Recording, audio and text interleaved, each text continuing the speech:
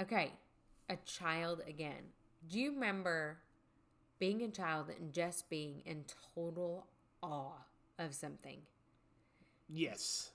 Yes. Yes. Well, that's what we're going to talk about today. How to get back to that. I am working through a speaking engagement where I'm going to talk about child again and having self-confidence. And I'm grateful that Stephen wanted to walk through it with me and dissect it even more. And you guys get to listen to it.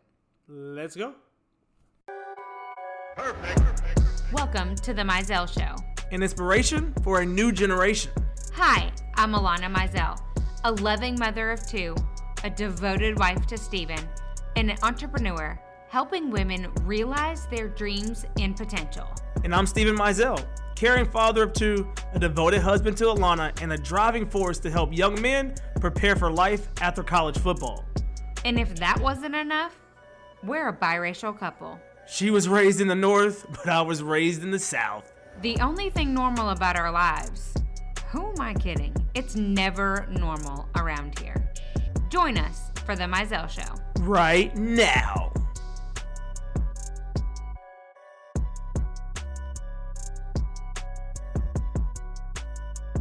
Yo, what up, Lon? On the mic, is it queen? Here we go. She has a beverage and she's freestyling. So We're you know good.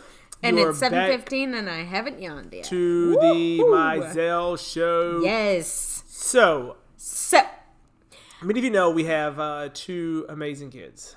we do. They are hysterical. Briggs is potty training. Briggs is potty trained.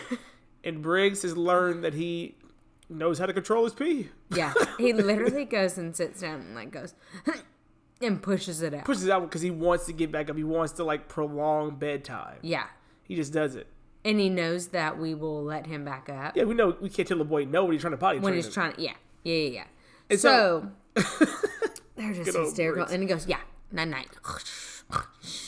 But I think one of the things, you know, you bathe your children, right? And then you try. Well, Adele listens, but Briggs never listens. So I think Not it was like one time. a few nights ago, like he gets out of the tub, like butt naked, dripping wet. We have concrete floors, and he just runs down the hallway, no clothes on, wet, dripping. And I'm like, A of all, you're gonna kill yourself in this concrete You're floor. going to bust your B butt. of all, like cover yourself up. But Like, it's just, aren't you cold? Aren't you cold? Aren't you like? But like also like as an adult, we're like, Don't do that. right, we are Adam and Eve after they've eaten of the fruit. Oh yeah.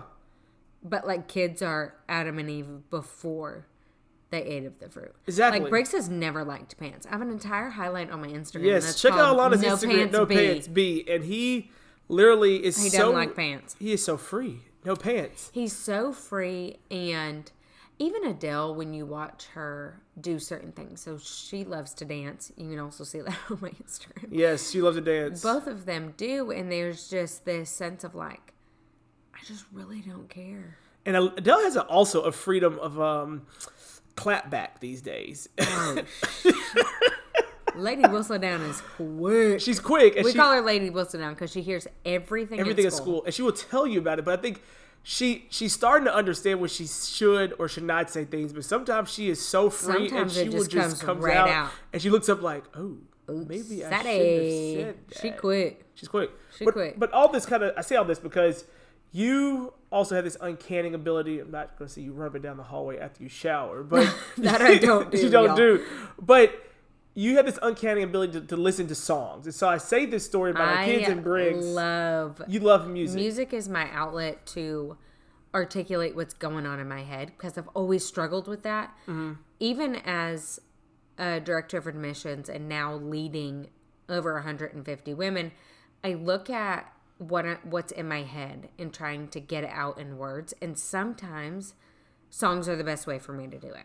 Songs are the best way, and music has this ability to be able to take you to a place when you can't go there. Yeah. Or it helps you channel things that you never knew you could have or do in those moments, and someone else is showing or telling you.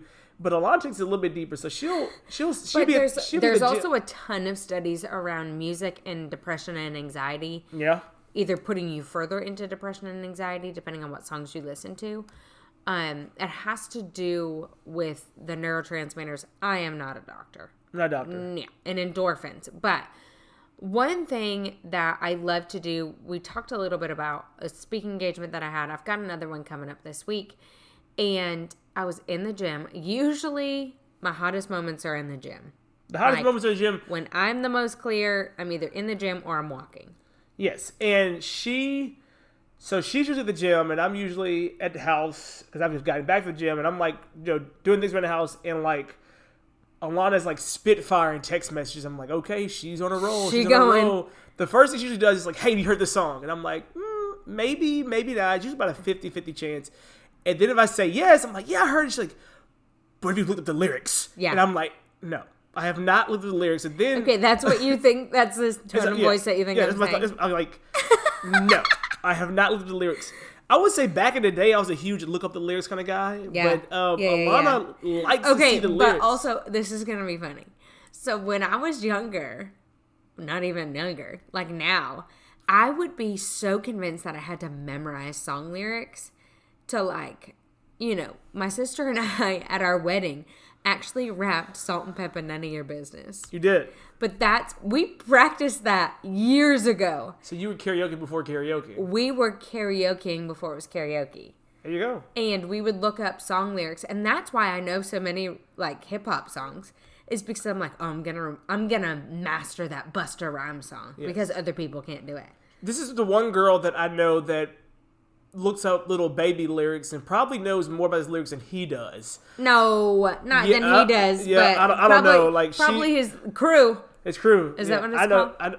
I guess it's his crew, his guys. Yeah. I know that, at the end of the day, she does a great job. But along the story, I'll say this. So that's what I've been really clinging to as far as speaking engagements is dissecting songs. So people have given me a topic, and then I'm like, okay, what song do I feel like is evoking that message? And this week I was asked to talk on self-confidence, and I'm like, I love me some self-confidence topics. Love you some self-confidence topics. And there's so many songs that talk about self-confidence, but I wanted to do a song that it's hard to find a self-confidence song that doesn't have profanity, doesn't tear other people down. Because I strongly believe that self-confidence is just about you. Yes. And if you're taking the time to tear somebody else down to gain your own self-confidence, it's actually just masking other hurt. Yeah. So I didn't want a song about that. Because you're stepping on somebody else to make yourself think that you're more powerful. Like if you think about Beyonce, Ring the Alarm. She says, ring the alarm. I've been through this too long, but I'll be damned if I see another chick on her arm. Yeah. So you're putting down the guy that you're with and the girl. Yeah. To make yourself feel better. Yeah. What? No. Yeah. That's not how we do this. And even in some other songs, they'll tear down other groups of people to make yourself feel better. So it was a challenge, and I don't even remember what lift I was doing, but Need to Breathe's new album came on, and I love Need to Breathe. Well, you stumbled on Need to Breathe. How did you find them? Did you find them? So if you're on...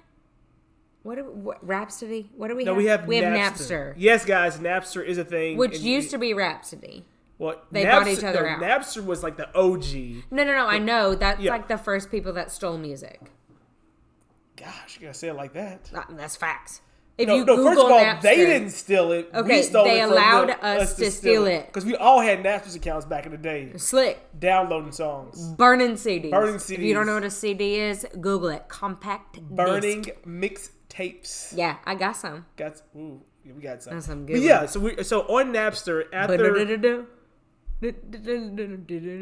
Snoop Dogg. That's on one of my mixtapes. Lord, oh my gosh! I know it is. That's Snoop and Nate Dogg. Yes. It's yes, I know that song. I'm not gonna play it, but no. So on Napster, if you're listening to an artist, and you the current Napster, not the one that I burned Snoop Dogg on. This is the OG Napster. This is the new Napster. The new one. And you're listening to, let's say, Ed Sheeran or whoever. And when you end your playlist, I was listening to Elevation Worship, and they'll just start playing something. They'll pick something similar. That's related. Yeah. And then life changed when Napster, shots out, played "Need to Breathe," "Who I Am," and like Yeah. floored both of us. Like I And never heard of them, and Alana was like, I was in Bell Tower Coffee Shop in Memphis, and that's where I go a lot of times to work. And I just have my AirPods. I'm so millennial. My AirPods in, and you're the tag all these people in the show. You're like, I know it's gonna take forever. Snoop Dogg, so sorry. Snoop Dogg, may Bell miss ya. Tower, Napster. Gotta find the original owner of Napster. Tag him. I see know, how right? Yeah, doing. he's probably in prison. I doubt it by now. I'm just kidding. Anyway, he paid himself to get out. But so it came on, and then I was like, "Who is this?" And I'd never heard of him. Me either. And so then I click on Need to Breathe, and then you can click on top tracks. And so I literally just start playing all of them. And I'm sitting there for hours. I'm like, oh my gosh, Steven, this song. Oh my gosh, this song. This one, this one, this one. And I was just like, okay, so I think I like him. I think I like him. If I can listen to an artist on repeat and go through pretty much every one of their songs, and I'm like, I like it. And then you dive in and want to look up the lyrics of the song. That's when we know we're on a different level. So Macklemore's one of them. Need to Breathe is another one. Lil Baby's another one. Anyway, so all that to say, one of their new songs, it literally just got released April of 2021. This album just got released. Written through COVID, he said. He wrote it through COVID. Yes. And there's one song on there that he actually wrote on a cruise ship 2 weeks before COVID hit. Uh-huh. And it's called Survival, and it is beautiful. I already have a speaking engagement figured out for that song, so if you want me to do it, you just let me know. But I love them, and I love their authenticity, and they're a little bit rock, a little bit alternative. They're just great, and they have 2 live albums that I specifically love those. So this song Child Again, the lead singer kind of goes through how it came about, and it was his son running into his office butt naked, dancing in front of him, and he's sitting there trying to focus and work, and his son is just so carefree. And I was like, that's it. That's it. That's the state of self-confidence that us as adults are trying to get back to. Back to. Because somewhere along the line, oh, here we go. We lost it. Here we go. Yes, we lost it. So where did you lose it? Where did I lose it? Like everybody, you lose it in middle school. No. Oh, I lost mine long before that. I would definitely say 7th grade Steven. 7th grade Steven. So you were fearlessly confident until 7th grade. Till you were 12 years old? Oh, yeah. False. No, how are you going to tell me For when I lost real? my confidence? You were butt naked, hands in the air, shaking like him. Mama gave it to you. Well, middle school starts at 6th grade here, so it's 6th grade. I was 11 years old. It starts in 6th grade where I'm from, too. Oh, okay. So you were 11 years old. Yeah. 10 or 11. 10, 11. Well, I you was would have riding been high. 11. I was 11. Okay. Riding high, middle school. Hands down. Oh my gosh, how fabulous would my life have been had I been self-confident until I was 11? Well, you asked me, and I remember the moment. I remember the moment. I was 7 years old. So 4 years difference. Yeah, there's a whole lot that happens in 4 years. Oh, I know I have a whole lot of in 4 years, but I'm just saying 11. I would say I was 11 years old when I would say I lost or had a reality check of what self-confidence really was. Gotcha. Yeah. Did you know that I sell makeup? Not only do I sell makeup, but the makeup that I sell is 3D makeup, which allows you to highlight and contour your face in a super simple compact. As a mom, I could not survive without my simplified routine. Not only that, but it's exactly what you need. Exactly when you need it, all in one spot. Go ahead and check out Alana Mizell on Instagram or alanamizell.com to learn more. So the song really digs into like, where is it coming from?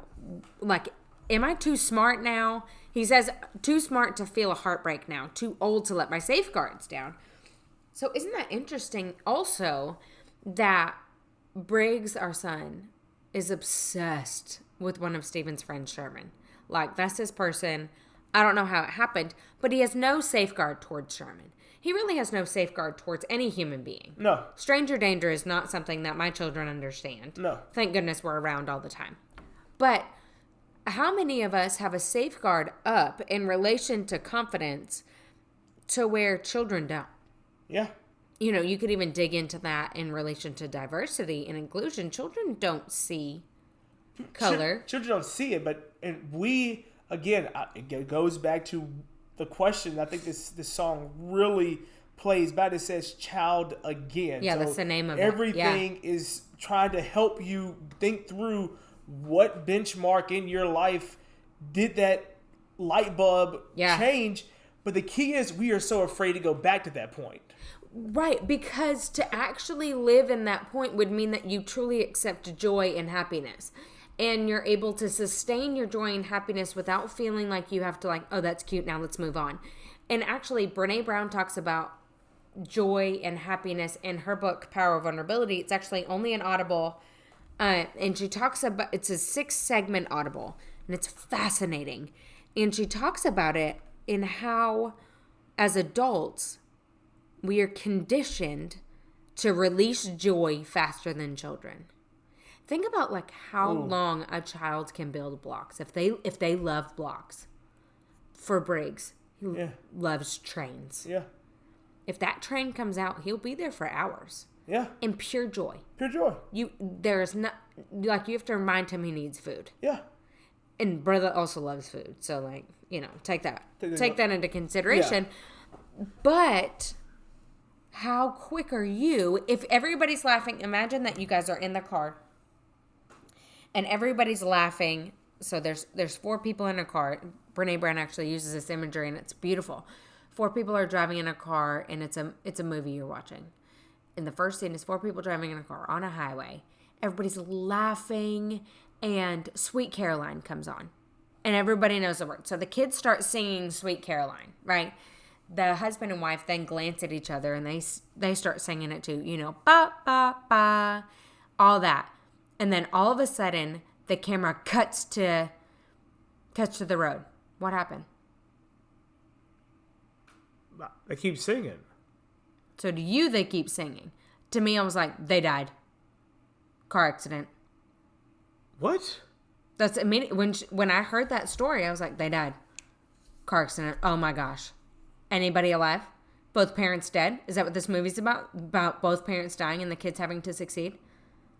I wonder how many of you all thought about them dying, getting injured, getting in an accident. Where you thinking about, why are the parents singing in the car? I would never do that. Yeah. Would you do that? Sing in the car? Yeah. Oh, yes. Okay, well, you're not necessarily the norm, but... No, I get that. And then sing the next one that comes. Embrace every moment thereafter. Stay in joy as long as you can, just like a child would. No, just because like Briggs today says, play the song again, mommy. But we get so conditioned to on to the next thing. Oh, that's cute, but we got to go do this. Right, or my phone dinged and the next news cycle decided to hit. Yeah. Or the next text message hit or the next thing hits and I'm like, oh my goodness. And we forget to cherish the moments. And it goes back to what we talked about this podcast time and time again. We have a global pandemic that was brought to us for us to literally slow down, and we still don't want to do it. No. We still want to just... So, whose fault is it, though? We sit here and we say, as adults, we instantly go back to whatever's next. Whose fault is it that we don't own the capacity to embrace joy like a child does? It's our fault because we're refusing to go back and remember those moments that kind of shook the joy out of us. Go back to it, deal with it, talk about it, and move on from it. I would also challenge you that it's the idea of our previous parents, which is drilled into ours, that we have to make our kids' lives better than we had it. It's this American dream that is not actually real. Yeah. Because isn't the true American dream, back when Nixon was president, he said that, after this industrial revolution happens, we are going to be only working 3 days a week so that we have more time freedom. That's not what's happening. No, that's not what happened. People are working 7 days a week. I'm going to give you... They're getting multiple jobs. Multiple jobs. I'm going to give you another facet. So this show will be after it happens, but we're going to talk about it anyway. The NFL draft happens this week. Yeah. Roughly 95% of these people in the NFL draft, you ask them, what do you want to do when you go to the league? The first thing they're going to say is, I want to put my family up. I want to Yeah. buy my mom a house. I want to do this. But who actually knows, or who's told that kid that a lot of those parents just want their kid to have joy, to just be happy. Right. But they're conditioned to go to the NFL, get their first check, and make their lives better all of a sudden because they saw their mom or dad struggle. But maybe that mom Right. or dad just wants you to be Or happy that- and full of joy. Right. Or doing that what you mom and love. dad said, I just want you to have a better life than I had. And then that conditions that kid to work. Right. And And let me tell you something about my gram. So my gram was one of my favorite people in the world. Sister had a great life. And all she would tell me all the time is, if we just removed a lot of this stuff, I'm telling you, we'd all be happier. that's the facet of it. We because- think that we're simplifying our lives by adding and adding and adding. and doing and doing and doing. And yet, what it's doing is removing us further from joy, because what we're doing is stuffing down our ability to have self-confidence, which is all what this talk tomorrow night is going to be about. Mm-hmm. Is all about, okay, why do we feel the need to control what's coming next? Where does it come from? Is it your parents? Is it that you never felt in control when you were younger? Most of us, it stems from something that happened when we were younger, whether Yeah. it be a teacher who made us feel less than, and like, I'm going to prove you wrong mentality, versus the mentality of, I'm going to prove everybody that loved me right. Yeah. Isn't that a joy mentality? That's a joy mentality. But so many of us are always you're either working to prove someone wrong, working to provide something for someone, and you're not just working to be in that moment of joy and excitement. And I think you said it the other day, Alana's a nerd. I'll be the first one to tell you. She brings so much facts to the table. You read an article that I love to gather content. consume. You're consuming. It's one of my anxiety coping mechanisms is to continue to consume so that I don't feel. Yeah. Because So if I'm consuming at an irrational rate, it's because I'm controlling doing my something. anxiety. Back to control. By the control. But it does bring me joy, so it's this weird twist. Anyway, So anyway, you found the article, and I'm going to spitball it to you, about how they said usually when people get over a certain threshold of salary, yeah. speak on that. It's in the book Ruthless Elimination of Hurry. So it said there's. First of all, shout out to the book. Who's it by and what's... Ooh, I don't remember who Okay. wrote it. Okay, But- so it's based off of a mega pastor Yeah. who grew this massive church and then decided to step away from the church and just run one outpost. And it's because he was exhausted and he hated preaching, and God had anointed him to be a preacher. And he's like, what is happening? Yeah. I don't want to do this anymore. I don't want to do anything. So he wrote a book called Ruthless Elimination of Hurry, and what he did and what you can do. So it's very applicable. And the end of it is my favorite part, because, not because the end, but because he gives action steps. And I love action steps. But within that, I think it was Harvard that did a study on the level of happiness. And also, there's another great book. It's called The Happiness Advantage, which was also based in Harvard, but wasn't, I think it was done by a Harvard professor. I'm not totally sure right now. But Ruthless Elimination of Hurry did a study Harvard did the study that said when adults hit a certain amount of money annually, their level of happiness and joy and contentment plateaus or will decrease as they make more money, which is fascinating. Yeah. No matter if you live in New York City, Memphis, Tennessee, Wyoming, Kansas, you name it, it will decrease after $75,000 $75,000 per adult. per adult. So you max out your joy at $75,000. Yeah. And that is mind blowing to me. It is mind blowing because, but again, it goes back to what we talked about. As a child, a lot of times you are a true minimalist, and you get that one toy, you get that, Yes. you get that truck. In this song from Need to Breathe, the kid was just running around naked and just enjoying himself. Naked. And in one part in the song, they say, My ego is a ball and chain. My instincts only make it worse. Yes. In the morning light, I don't want to run from pain. Isn't that just insane? It's exactly what we're talking about. As you make more money, what you're doing is you have more funds to run from your pain versus healing through them. It's the more money you make, above $75,000, it's literally statistically been proven that your ego is just going to get higher and your pure joy and happiness is going to either plateau or become less because you may be working more hours. Yeah. And then, how many of us work so hard to get to a 6-figure income and we're not even doing something we like? No. And you have a void and you have a hole and you're like you go back to sometimes you get stuck and you're like, why am I even doing this if it's sucking so much to life out of me? And you have one life. Like, that's been on me lately. It's just like something's been killing me with the reality that I don't get to change it tomorrow. No. Literally don't get to change it tomorrow. It's not like you have a rehearsal dinner for your wedding and then you have your wedding the next day. Yeah. That's not it. It's not like a theater production where you have your dress rehearsal and then you have your real production. This is the production. This is production. You are on stage right now. Yeah. That's all you got. That's all you got. And yet we're wasting time trying to make more money above $75,000, allowing ourselves to not enjoy the moments with our children, with our family, with the world. Yeah. Like, although everything that has happened with Black Lives Matter and George Floyd and Breonna Taylor and all of those things, you guys, there's so much joy that's founded in that too.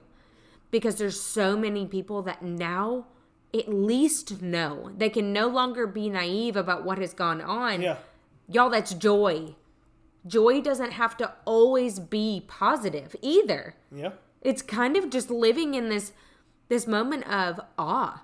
Just like a child is that is totally naked. Imagine a child eating a cookie for the first time. We actually have a video of Briggs eating a cookie for the first time. Yes.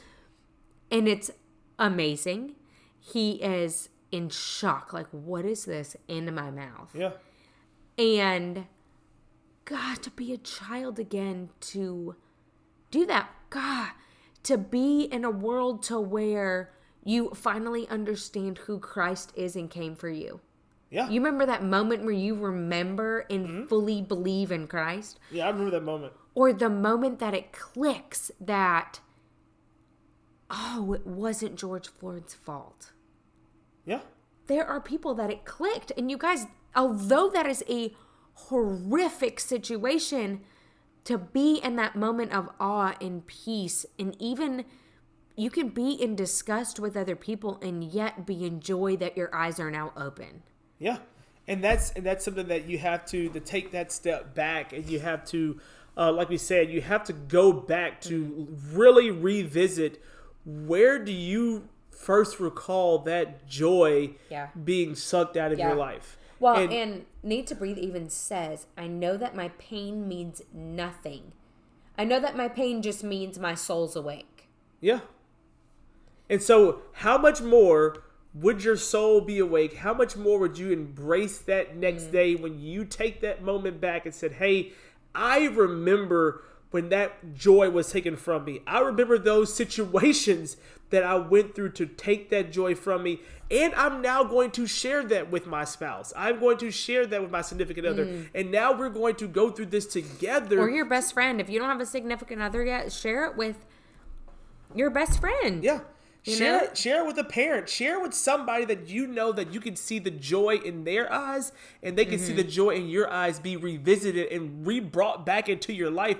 But some of us go through this day in and day out and day in and day out, and you don't go back to that. You experience these temporary joys, but then again, like Alana says, as soon as Sweet Caroline goes off, okay, guys, that's good. Let's roll the windows up. You got to get home now. Let's go get dinner. Right. It's like, no, let's run it back. Let's play it again. Let's do it one more time. One more time. And it's just one more time. Like you're on an encore. One more time. You're thinking about at Need to Breathe. At Need to Breathe. And they're one coming more time. on for an encore. And you guys, the song even says, if make my past mean nothing, make me powerless. I'm free like a river. That's it.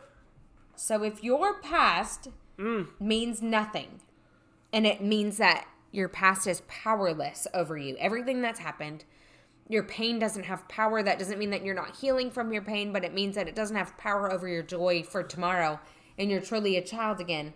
Doesn't that mean that your present is powerful and your present is impactful? And it means that you're evolving into who you are designed to be. You guys, we each long, both Steven and I, long to live every day and as many moments as we can like a child again. In whatever capacity that means. If that means going into the slow lane while we're driving on the highway. If that means actually driving the speed limit. And living life and embracing it and listening to songs and, figure out if your favorite song right now, what the lyrics are and what you think they mean or what they mean to you. Take the time to do that. Take the time to be in awe of things like a child is and be like a child again. You guys, we are so grateful for all of you, even listening to our podcast. We are in awe that we get to do this. We are in awe and we enjoy it. We love it. And it makes us feel like children again because we are filled with joy every time we get to listen to it. You guys, if you are loving this, please share it with somebody. Write a review for us. We'd be forever grateful. You can always hop over to The Mizell Show on Instagram or themizellshow.com if you guys want us to speak to your group, or if you have a specific topic that you want us to hit on, we'd love to do it. Thanks, guys. Are you loving The Mizell Show? Well, we love you all. And did you know that you can have me and Steven talk to your team or a group of 25 of your friends? All it takes is 25 people showing up on either a Zoom call, a Facebook Live, or really anywhere. Hopefully in person sooner rather than later. But how do you get us? So all you have to do is email themizellshow@gmail.com, or you can direct message us on Instagram @themizellshow.